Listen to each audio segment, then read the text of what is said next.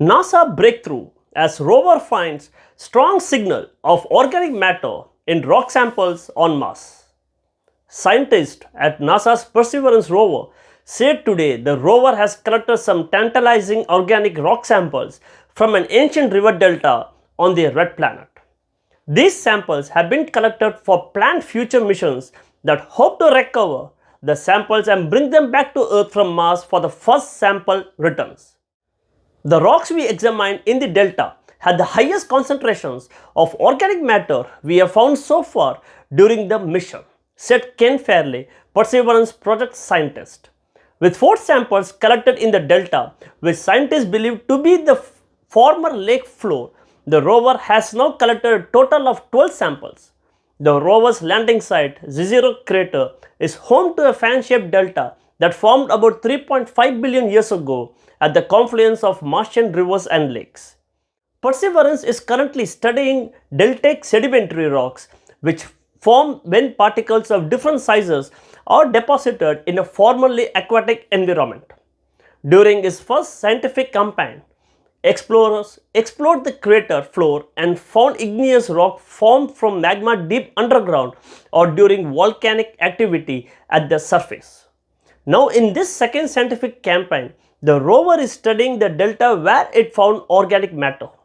While organic matter has been found on the Mars by both the Perseverance and Curiosity rover, this latest discovery was made in an area where in the past sediment and salt were deposited in lakes under conditions where life might have existed. Fairley said they found sandstone, for example, that supports grain and rock fragments originating far from Zizero crater and mudstone containing interesting organic compounds. Wildcat Ridge is the name of a rock about 1 meter wide, probably formed billions of years ago when silt and fine sand deposited in evaporating saltwater lakes.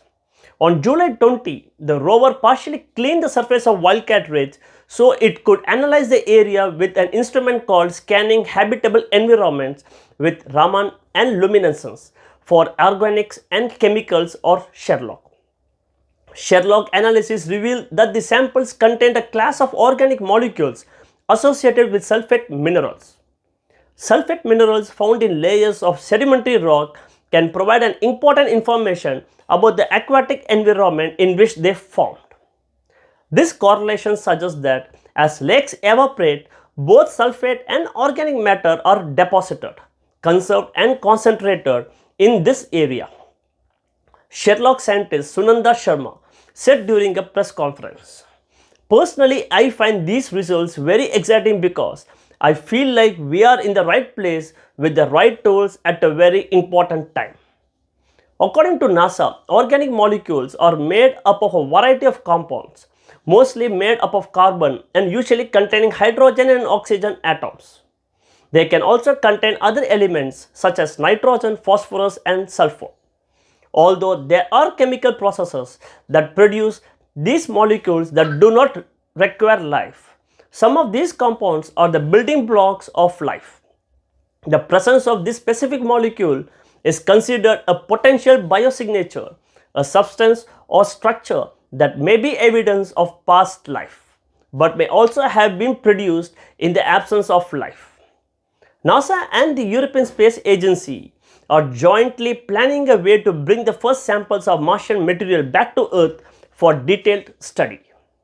The current plan is for the lander samples to return to land near or at Zizero crater and carry a small rocket that will load the samples collected by Perseverance. 2 helicopters similar to Ingenuity will provide a second way to take samples from the Martian surface.